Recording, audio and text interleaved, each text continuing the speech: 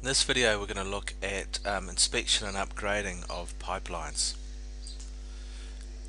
In the old days, inspection of pipelines used to involve shining a torch down the thing and seeing what you could see, but over the last few decades these little robots have been developed which can actually drive up a pipeline and video what's there. So you can see that they're little cameras mounted on wheels. Normally there's a cable connected back to an operator outside of the pipeline. They have little vans sort of with television screens and stuff like that, so it can be driven through a pipeline and take a video as it goes.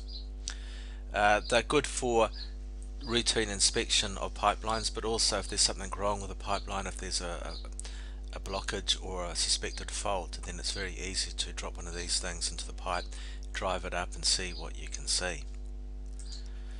So there's the setup normally. So I normally have a van there with a little office with a screen there showing real-time viewing of what the little of the camera seeing. There's the machine all set up. There's the cable which connects to the camera, which provides power and feeds back the signal to this console here. It allows the operator to drive it, so if he sees something that's interesting he can stop and pan the camera around and see what he can see. So you can see it all drops down. They park up the back of a manhole, it drops into the manhole, and then they sit there and drive it through. So here's what you often see. So you can see they've been driving through and they have found that the pipe there is all cracked, a structural failure. The other sort of failure you can have is tree roots going through. Tree roots will look for water, that's their job, and most pipes have water in them. So if there's a minute crack in a pipe and a tree root finds it, it will burrow down until it finds the water. When it finds the water, it will get bigger and bigger and bigger because it's supplying water. It will actually start breaking up the pipe. More roots will come through and you'll end up with something like this. Oftentimes you'll find that the whole pipe is full up with tree roots. So that's just trees doing what trees do. And so the CCTV enables you to find these out. You're able to track exactly where it is, how far up the pipeline, so you can go to the specific spot and sort of dig up the pipe and fix it. Trenchless technology also offers other ways of fixing pipes without having to dig them up and relay them. So if a pipe is too small, one option is to upsize it, and pipe bursting is a way of doing that. And so pipe bursting basically involves pulling another pipe through the old pipe. So you can see there's polyethylene pipe here.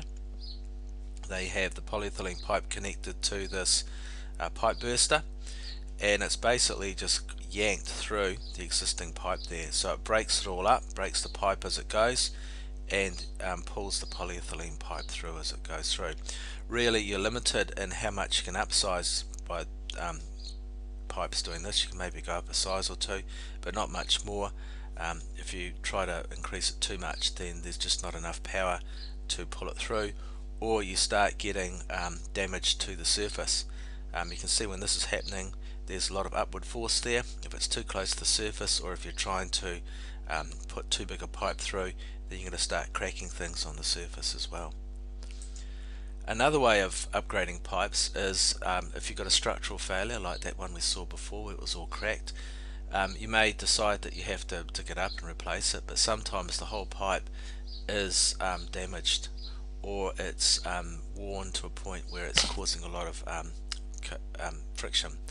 So these slip lining, you put this foam, you feed this foam material through, you pressurize it using steam, and when it's pressurized, when it's heated up, there's a resin impregnated in it, and so the steam activates that resin, melts it, and then when it sets, when it's pushed under pressure, it'll line the existing pipe. So the pipe that's sort of damaged or not watertight anymore, it'll line that, and then when the resin sets, it produces a layer, a liner, which is providing some structural strength but is also waterproof. There are lots of other ways that you can remediate pipes or upgrade them using trenchless technologies. There's lots of technologies out there. That's just a couple that we looked at.